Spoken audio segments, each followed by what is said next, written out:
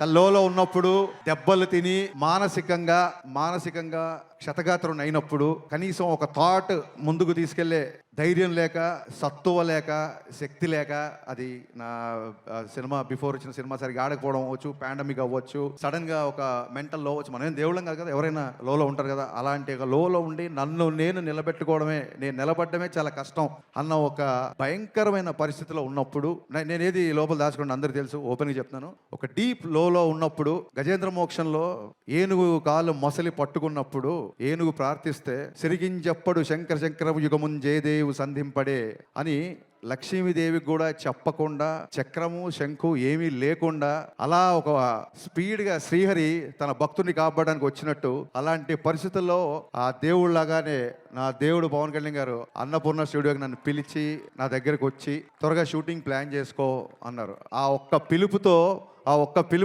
అప్పటి వరకు ఉన్న గాయాలు, అప్పటి వరకు ఉన్న స్వేదాలు, మరి పవనుడు కదా, వాయు వేగంతో అవన్నీ మాయమైపోయాయి.